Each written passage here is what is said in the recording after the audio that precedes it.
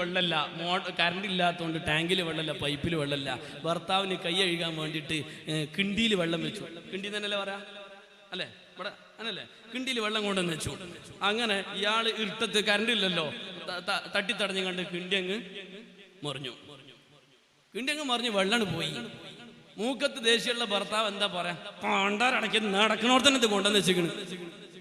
അപ്പൊ ഭാര്യ അടുക്കളന്ന് പറയും, മോത്തല്ലേ കണ്ണ്, കണ്ണില്ലേ, അത് നോക്കിട്ട് നടന്നാല് വേണമെങ്കിൽ അങ്ങോട്ട് തുടച്ചോ, എന്നെ കൊണ്ട് തുടക്കാൻ പറ്റില്ല, എന്നെ കൊണ്ട് വയ്യത് തുടക്കാൻ അവിടെ കിടക്കട്ടെ. വാക്കായി തറുക്കായി അങ്ങോട്ടും ഇങ്ങോട്ടും, പിന്നെ മരിച്ചുപോയ ഉപ്പാപ്പാനെ വരെ പറയലുടങ്ങും അല്ലേ? അതേ സ്ഥാനത്ത് കിണ്ടി തട്ടി മറിഞ്ഞ് വെള്ളം പോയി.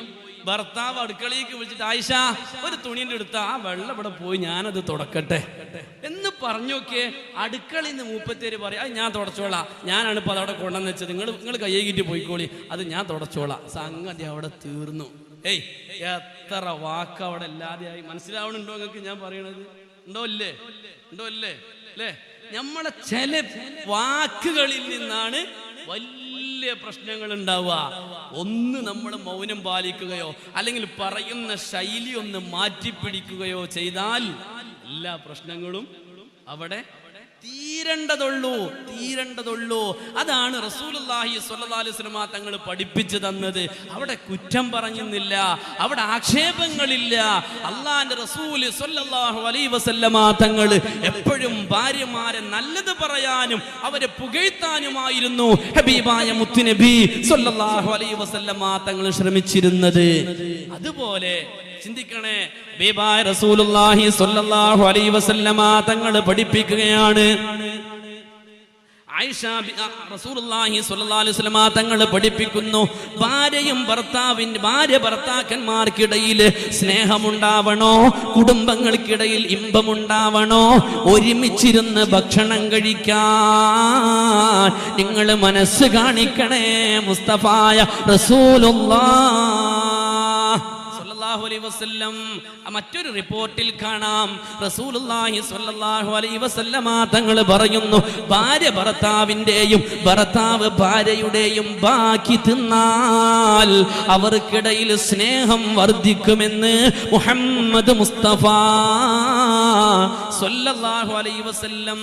ഒരുമിച്ചിരുന്നിട്ട് ഭക്ഷണം കഴിക്കുക, ഒരുമിച്ചിരുന്ന് ഭക്ഷണം കഴിക്കുക. ഭാര്യയും ഭർത്താവും മക്കളൊക്കെ ഒരുമിച്ചിരുന്നിട്ടുള്ള ആ ഭക്ഷണം കഴിക്കുന്ന ഒരു സിസ്റ്റം ഒന്ന് ചിന്തിച്ചു നോക്കി നിങ്ങൾ, എന്തൊരു സന്തോഷമായിരിക്കും അത്.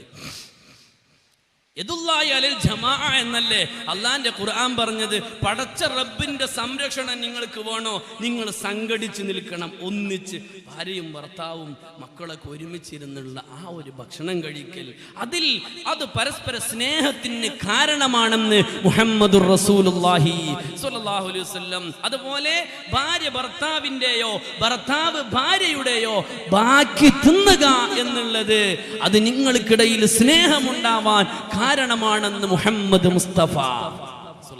നമ്മൾ ആരെങ്കിലും ഒരു പക്ഷേ കുറച്ചൊരു പ്രായമായ ഉമ്മമാര് ഭർത്താക്കന്മാരെ ബാക്കി തിന്നുന്നവരുണ്ടാവും. പണ്ട് നിങ്ങൾ നോക്കിക്കണോ, നമ്മളെ ഉപ്പാരൊക്കെ ചോറ് കഴിക്കുമ്പോ ഉമ്മ വാതിലേക്ക് ഇങ്ങനെ ആ തട്ടത്തിന്റെ തലയും കടിച്ചും കൊണ്ട് ഉമ്മ ഇങ്ങനെ നിൽക്കും അല്ലേ? ഉമ്മ എന്ത് ചെയ്യൂല, അടുക്കളയിൽ വേറെ ചോറില്ലാഞ്ഞിട്ടൊന്നല്ല, ഉമ്മ എന്നാലും തിന്നൂല. ഉപ്പാനത് കഴിയുന്നത് വരെ ഉമ്മ അവിടെ നിൽക്കും. ഉപ്പ അതിലൊരു കുറച്ച് ബാക്കി വെക്കും, ഒരു പിടി ചോറ് ബാക്കി വെക്കും. ഉപ്പാക്ക് അത് തിന്നാൻ വയ്ക്കാഞ്ഞിട്ടൊന്നുമല്ല, അത് ഉമ്മാക്ക് ഉപ്പ കൊടുക്കുന്ന ഒരു സ്നേഹോപകാരമാണ്. ആ പാത്രത്തിക്ക് ചോറിട്ടിട്ടാണ് ആര് പിന്നെ തിന്ന? ഉമ്മ തിന്നിരുന്നത്. പഴയ ഉമ്മമാര്, ന്യൂ ജനറേഷൻ ഉമ്മമാരല്ല. 2018 ഉമ്മമാരിക്കൊന്ന് ബാക്കി ഇട്ട് കൊടുത്തു നോക്കുകയാണ്. ഓള് പറയും, പിന്നെ നിങ്ങളെ ബാക്കി നിട്ട് വേണ്ട, എനിക്ക് അടുക്കള ബാക്കി പോയിട്ട് കോയിനെ ബബ്ബ വന്ന് വിളിച്ചിട്ട് കോഴിക്കണ്ട് ഇട്ട് കൊടുക്കും, ഇല്ലെങ്കിൽ കാടിവെള്ളത്തിൽ കിടും. ഒരു ഭാര്യ എന്താവൂല, ഭർത്താവിന്റെ ബാക്കി തിന്നാൻ തയ്യാറാവൂല. എന്ന പോലെ ഭാര്യന്റെ ബാക്കി തിന്ന ഭർത്താക്കന്മാർ ഇവിടെ വളരെ അപൂർവമായിരിക്കും. ഇവിടെ നല്ല എല്ലായിടത്തും ഭാര്യയുടെ ബാക്കി ഭക്ഷണം കഴിച്ച, ഭർത്താവിന്റെ ബാക്കി കഴിച്ച ഭാര്യമാരൊരു പക്ഷെ ഉണ്ടായി എന്ന് വരും. പക്ഷേ ഭാര്യയുടെ ബാക്കി കഴിച്ച ഭർത്താക്കന്മാർ വളരെ കുറവായിരിക്കും. നിങ്ങൾ എപ്പോഴെങ്കിലും ആലോചിക്കണോ? ഭാര്യയുടെ ബാക്കി ഒന്ന് ചിന്തിച്ച് നോക്കുകയാണെങ്കിൽ ഞാൻ എന്തെങ്കിലും എൻ്റെ ഭാര്യൻ്റെ ബാക്കി തിന്നിട്ടുണ്ടോയെന്ന് നിങ്ങളൊന്ന് ആലോചിച്ച് നോക്കുകയാണെങ്കിൽ പടച്ചോനെ ഞാനിതിങ്ങനെ പറയുമ്പോൾ എൻ്റെ ഓടി ചിലപ്പോൾ ലൈവായിരുന്നത് കേൾക്കുന്നുണ്ടാവും. നാളെ ചെല്ലുമ്പോൾ ഓളെ അരപ്പാത്രം ചോറ് ബാക്കിയോടെ കുഞ്ഞ് തിന്നിട്ട് എണീറ്റ് പോയിക്കോളിന്ന് അറിയും. ചിന്തിക്കണേ ആലോചിക്കുക. ആരെങ്കിലും ബാക്കി തിന്നിട്ടുണ്ടോ? നിങ്ങൾ കേട്ടോ, റസൂലുള്ളാഹി സ്വല്ലല്ലാഹു അലൈഹി വസല്ലം തങ്ങള് ഒരു സ്വഭാവമുണ്ട് റസൂലുള്ളാഹിക്ക്. പുറത്ത് പോയിട്ട് ആരെങ്കിലും എന്തെങ്കിലും കൊടുത്താൽ അത് റസൂലുള്ള ഒറ്റക്ക് തിന്നൂല സ്വല്ലല്ലാഹു അലൈഹി വസല്ലം. അത് അന്ന് ഏത് ഭാര്യന്റെ വീട്ടിലേക്കാണോ പോണത് ആ വീട്ടിലേക്ക് പൊതിഞ്ഞു കൊണ്ടുപോകും. എന്നിട്ട് ആ ഭാര്യയുടെ ഒപ്പം ഇരുന്നിട്ട് റസൂലുള്ളാഹി സ്വല്ലല്ലാഹു അലൈഹി വസല്ലം തങ്ങൾ തിന്നുള്ളൂ. ഒറ്റക്ക് തിന്നുന്ന സ്വഭാവം ഇല്ല. നമ്മൾ അങ്ങനല്ല. ഓള് ഉണക്കമാന്തയും പൊരിച്ച് തക്കാളിക്കറി ഉണ്ടാക്കിയിട്ട് ഓള് കാത്തിരിക്കും. 9, 10, 10:30 ആകുമ്പോൾ ഈ സാധു ഭക്ഷണം കഴിച്ചിട്ടുണ്ടാവൂലേ, കുട്ടികളെ വാപ്പ വന്നിട്ട് മൂപ്പർക്ക് കൊടുത്തിട്ട് തിന്നാന്ന് കരുതിയിട്ട് ഓള് കാത്തിരിക്കുക. കാരണം ആ സമയത്ത് ഒരു 10:30 ആകുമ്പോൾ മൂപ്പരിങ്ങനെ വയറ്റത്ത് ഇങ്ങനെ തടവിയിട്ട് ഇങ്ങനെ വരും. മെഡിക്കൽ കോളേജ് ആംബുലൻസ് പോണ പോലെ എന്നും പറഞ്ഞു കണ്ട്. എന്നിട്ട് ഓള് കഴിക്കും, നോക്കി ഞാൻ ചോറോളം പെട്ടെ, എനിക്ക് വേണ്ട, എൻ്റെ പള്ളക്കൊരു സുഖമല്ല, ഇത് തിന്നിട്ട് കിടന്നോ. ഓനക്ക് പള്ളക്ക് സുഖം ഉണ്ടാവില്ല. കാരണം ഓ ഫാസ്റ്റ് ഫുഡ് ഹോട്ടലിൽ കയറിയിട്ട് ഓനും എൻ്റെ കൂട്ടുകാരും അടിച്ചു മാറി ഫിറ്റാക്കിയിട്ടാണ് വരുന്നത്. ഓൻ്റെ വയറിൽ ഇനി വായു കടക്കാൻ വരെ സ്ഥലമല്ല. അതുകൊണ്ടാണ് ഉള്ളിലേക്ക് പോണ വായു പുറത്തേക്ക് തന്നെ തള്ളുന്നത്. നമുക്കൊക്കെ ഗ്യാസിൻ്റെ അസുഖമല്ലേ, സകല മനുഷ്യന്മാർക്ക് ഗ്യാസിൻ്റെ അസുഖം. എന്തുകൊണ്ടാണെന്നറിയോ? നമ്മളെ പള്ളിയിൽ സ്ഥലമല്ല ഗ്യാസിന് കിടക്കാൻ. അള്ളാൻ്റെ റസൂല് പറഞ്ഞു, പള്ളനെ നിങ്ങൾ 3 ആക്കിയിട്ട് വേർതിരിക്കണം. ഒന്ന് ഭക്ഷണത്തിന്, ഒന്ന് വെള്ളത്തിന്, ഒന്ന് വായുവിന്. ഈ വായുവാണല്ലോ ഗ്യാസ് എന്ന് പറയണത് അല്ലേ. നമ്മളങ്ങനല്ല. നമ്മൾ ഇത് 3ഉം കൂടെ ഭക്ഷണം കൊണ്ട് നിറക്കും. ഇനി വെള്ളം കുടിക്കാൻ സ്ഥലമല്ല. ഉമ്മമാര് പഞ്ചസാര ഭരണിയിൽ ഇട്ട് വെക്കുമ്പോൾ ഭരണി നിറഞ്ഞാൽ എന്ത് ചെയ്യുന്നറിയോ? അതൊന്ന് പിടിച്ച് കുത്തി കുലുക്കുമ്പോൾ ആ പഞ്ചസാര ഒന്നും കൂടെ സെറ്റാവും. എന്ന പോലെ നമ്മൾ എന്ത് ചെയ്യുന്നറിയോ? ഇത് ഫുള്ളായി കഴിഞ്ഞാൽ ഒന്ന് നിവർന്നിരുന്നിട്ട് ഒരാട്ട എര വിഴുങ്ങിയ പാമ്പിനെ പോലെ നിങ്ങളുടെ ആടും. എന്നിട്ട് അതിൻ്റെ മേലെ വെള്ളം കുടിക്കും. ഇപ്പോൾ വായുവിൻ്റെയും വെള്ളത്തിൻ്റെയും ഭക്ഷണത്തിൻ്റെയും സ്ഥലം ഫുള്ളായി. വായു ഇല്ലാണ്ട് മനുഷ്യന് ജീവിക്കാൻ പറ്റുമോ? വായു മൂപ്പര ധർമ്മം ചെയ്യും, ഉള്ളിലേക്ക് പോവും. പക്ഷെ ഉള്ളിൽ ചെന്നപ്പോൾ സ്ഥലമല്ല. പാർക്കിംഗ് ഏരിയ അല്ലെങ്കിൽ പിന്നെ വണ്ടി എന്താ ചെയ്യുക? അതിങ്ങനെ അങ്ങോട്ടും ഇങ്ങോട്ടും കറങ്ങിക്കൊണ്ടിരിക്കും അല്ലേ. ഉള്ളിലേക്ക് പോയ വായു പാർക്ക് ചെയ്യാൻ സ്ഥലമല്ല, പുറത്തേക്ക്. എന്നിട്ട് ഡോക്ടറെ അടുത്ത് വന്നിട്ട് അറിയാം, എന്ത് തിന്നാലും ഡോക്ടറെ ഭയങ്കര പിന്നെ ഗ്യാസിൻ്റെ അസുഖമാണ്. ഓരോ അസുഖമല്ല, മര്യാദക്ക് തീറ്റ ഒന്ന് കൺട്രോൾ ചെയ്താൽ മതി. തീറ്റ ഒന്ന് കൺട്രോൾ ചെയ്താൽ നമുക്കൊക്കെ നല്ല ആരോഗ്യം ഉണ്ടാവും. പക്ഷെ അതിന് നമ്മൾ തയ്യാറല്ല. മരിക്കുകയാണെങ്കിൽ തിന്നിട്ട് മരിക്കട്ടെ എന്നാണ്. കോഴിക്കോട് ഒരു സ്ഥലത്ത് പരിപാടിക്ക് വന്നപ്പോൾ ഒരു ഷുഗർ ഹൈ പവറിലുള്ള ഹൈ ലെവലിൽ ഷുഗറുള്ള ഒരു മനുഷ്യൻ ഇരുന്നിടത്ത് ഇരുന്നിട്ട് 6 പൊറാട്ട ഇരുന്നിട്ട് രാത്രി ഭക്ഷണം. അപ്പം ഞാൻ ചോദിച്ചു, അല്ല ഹബീബ്, നിങ്ങൾക്ക് ഷുഗർ ഹൈ ലെവലിലുള്ളത്, മരിക്കുകയാണെങ്കിൽ തിന്നിട്ടാണ്ട് മരിക്കണം ഉസ്താദെ, ഒന്നും തിന്നാതെ മരിച്ചു എന്ന് പറയൂലല്ലോ. അതാണ് നമ്മളെയൊക്കെ സ്വഭാവം. ചിന്തിക്കണേ. ഈ മനുഷ്യൻ പള്ളമ്മ തടവിട്ട് വന്നിട്ട് ഓളോട് പറയും, എനിക്ക് പള്ളക്കൊരു സുഖമല്ലേ, ഈ തിന്നിട്ട് കിടന്നോ. ഈ സാധു അപ്പം എന്താ ചിന്തിക്കാന്നറിയോ? ഈ സാധു ഓല് തിന്നാതപ്പം ഞാൻ എങ്ങനെ തിന്ന്, വേണ്ട എനിക്ക് വേണ്ട. ഓളൊരു 1/2 ഗ്ലാസ് വെള്ളം കുടിച്ചിട്ട് വിഷം ഒട്ടിയിട്ട് ഓള് പോയി കിടക്കും. ഇപ്പം കാണങ്ങനെ പിന്നെ ഡിപ്പോയിൽ സ്റ്റാർട്ട് ചെയ്ത പിന്നെ KSRTC ഇങ്ങനെ ഇടക്കിടക്കും എന്ന് പറയണ പോലെ ഇവനിങ്ങനെ വായു ഇങ്ങനെ മുറ്റും കൊണ്ട് മലർന്നിങ്ങനെ കിടക്കും. അപ്പോൾ ഓള് പള്ളമ്മ ഇങ്ങനെ തടവിയിട്ട് പറയും, പഠിച്ചോനെ ഷിഫ നൽകണേ അല്ലാ. എന്ത് ഷിഫ ഇത്? ദഹിച്ചു പോവലല്ലാണ്ട് വേറെ വല്ല ഷിഫയുണ്ടോ? ഇതാണ്. എന്നാൽ അള്ളാന്റെ റസൂൽ അങ്ങനല്ല ചെയ്തിരുന്നത് സ്വല്ലല്ലാഹു അലൈഹി വസല്ലം. എന്ത് കിട്ടിയാലും അത് കയ്യിൽ പിടിച്ചിട്ട്, അന്ന് ഏത് ഭാര്യന്റെ വീട്ടിലാണ് ഉള്ളത് അങ്ങോട്ട് വരും. ആയിഷ ബീവി പറയാണ്, ഒരു ദിവസം റസൂലുള്ളാഹി സ്വല്ലല്ലാഹു അലൈഹി വസല്ലം തങ്ങൾ പുറത്ത് പോയി വന്നപ്പോൾ ഒരു ആപ്പിളുമായിട്ടാണ് വന്നത്. ഒരു ആപ്പിളുമായിട്ട് നബി സല്ലല്ലാഹു അലൈഹി വസല്ലം തങ്ങൾ വന്നു. ആയിഷ ബീവിയോട് പറഞ്ഞു, ആയിഷ അന്നൊരു ആപ്പിൾ കിട്ടിയിട്ടുണ്ട്, നമുക്ക് തിന്നല്ലേ എന്ന് ചോദിച്ചു. ആയിക്കോട്ടെ എന്ന് തിന്നാ. രണ്ടാളും തിന്നാൻ വേണ്ടി നിന്നു. റസൂലുള്ളാഹി സ്വല്ലല്ലാഹു അലൈഹി വസല്ലം തങ്ങൾ ആപ്പിൾ പുറത്ത് വെച്ചു. എന്തിനെന്നറിയോ? അത് പിന്നെ മുന്നിൽ ഇങ്ങനെ വെച്ചു, ആരാണ് ആദ്യം എടുക്കണെന്ന് നോക്കട്ടെ. അപ്പോ ആയിഷ റളിയല്ലാഹു അൻഹ ചിന്തിച്ചു, ഞാനൊരു ഭക്ഷണം കഴിക്കും, ഞാനിത് തിന്നും. ഞാൻ കടിച്ചിടത്താണ് നബി സല്ലല്ലാഹു അലൈഹി വസല്ലം തങ്ങൾ കടിക്കുന്നതെങ്കിൽ റസൂലുള്ളാഹിക്ക് എന്നോട് സ്നേഹമുണ്ട്. അതല്ല, ഞാൻ കടിച്ചതിന്റെ മറുഭാഗത്താണ് റസൂലുള്ളാഹി സ്വല്ലല്ലാഹു അലൈഹി വസല്ലം തങ്ങൾ കടിക്കുന്നതെങ്കിൽ എന്നോട് സ്നേഹമില്ല. ഒരു പരീക്ഷണം നടത്താൻ വേണ്ടി ആയിഷ ബീവി തീരുമാനിച്ചു. നമ്മളെ ഭാര്യമാരൊക്കെ ആപ്പിളുമ്പ് കടിച്ചാൽ പിന്നെ കടിക്കാൻ സ്ഥലം ഉണ്ടാവില്ല. JCB മണ്ണ് വാന്തിയ പോലെ ആയിട്ടുണ്ടാവും. ഇത് മുപ്പത്തേരിങ്ങനെ മുന്നിൽ വെച്ച് റസൂലുള്ള മുന്നിൽ വെച്ചു. ആരാ ആദ്യം എടുക്കുക? ആയിഷ ബീവി പറഞ്ഞു, റസൂൽ നിങ്ങൾ തിന്നോളി. റസൂലുള്ള പറഞ്ഞു, വേണ്ട ആയിഷ നീ തുടങ്ങി. ആയിഷ ബീവി ഇത് എടുത്തു, ഇതും ഒരു കടി കടിച്ചു. എന്നിട്ട് റസൂലുള്ളാഹി സ്വല്ലല്ലാഹു അലൈഹി വസല്ലം തങ്ങളുടെ മുമ്പിലേക്ക് നീക്കി വെച്ചു. ആയിഷ ബീവിൻ്റെ മനസ്സിങ്ങനെ പിടക്കാണ്. ആയിഷ ബീവി പറയുന്നു, എൻ്റെ മനസ്സിങ്ങനെ പിടക്കാണ്. കാരണം റസൂലുള്ളാഹി സ്വല്ലല്ലാഹു അലൈഹി വസല്ലം തങ്ങൾ എങ്ങാനും എൻ്റെ പല്ല് തട്ടാത്ത ഭാഗത്താണ് കടിക്കുന്നതെങ്കിൽ എൻ്റെ ഹബീബിന് എന്നോട് സ്നേഹമില്ല എന്നല്ലേ അതിൻ്റെ അർത്ഥം. അഥവാ എൻ്റെ ബാക്കി തിന്നാൻ റസൂലുള്ള തയ്യാറല്ല എന്നല്ലേ അതിൻ്റെ അർത്ഥം. ആയിഷ ബീവി ഇങ്ങനെ ടെൻഷൻ അടിച്ചിട്ടിരിക്കുകയാണ്. നബി സല്ലല്ലാഹു അലൈഹി വസല്ലം തങ്ങൾ ആപ്പിൾ എടുത്തു, തിരിച്ചു മറിച്ചു ഇങ്ങനെ നോക്കി. ആയിഷ ബീവി ഇങ്ങനെ വല്ലാത്തൊരു ടെൻഷനിൽ. ആയിഷ ബീവി എവിടെയാണോ കടിച്ചത് അവിടെ തന്നെ റസൂലുള്ളാഹി സ്വല്ലല്ലാഹു അലൈഹി വസല്ലം തങ്ങൾ കടിച്ചു.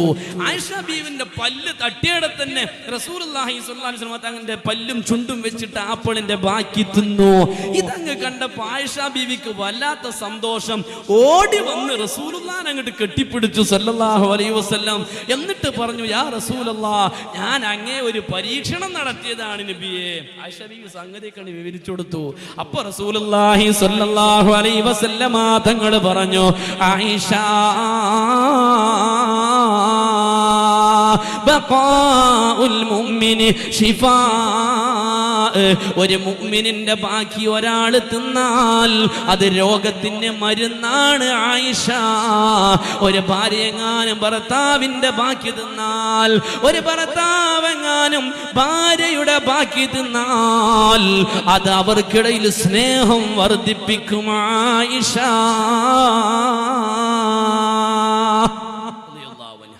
റസൂലുള്ളാഹി സ്വല്ലല്ലാഹു അലൈഹി വസല്ലം തങ്ങൾ ആയിഷ ബീവി റളിയല്ലാഹു അൻഹയ്ക്ക് പറഞ്ഞു കൊടുത്തു. ഉണ്ടോ?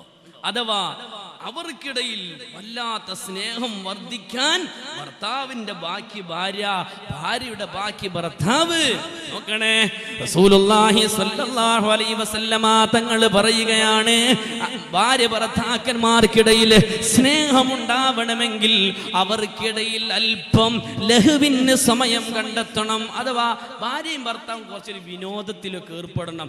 അവർക്കിടയിൽ ചില കളികളൊക്കെ വേണം. നേരം പോലത്തെ ജോലിക്ക് പോവുക, വൈകുന്നേരം വന്ന് കിടന്നുറങ്ങുക, ഒരു മുണ്ടാട്ടമില്ല, ഒരു കളിയില്ല, ഒരു ചിരിയില്ല, ഒരു തമാശയില്ല. അങ്ങനല്ല, ഭാര്യ ഭർത്താക്കന്മാർക്കിടയിൽ ഒരു അല്പം വിനോദം, കളിയിൽ ഏർപ്പെടണം. ആയിഷ ബീവി പറയുന്നില്ലേ, ഞാനും റസൂലുള്ളാഹി സ്വല്ലല്ലാഹു അലൈഹി വസല്ലം തങ്ങളും ഓട്ട മത്സരം വരെ നടത്തിയിരുന്നു.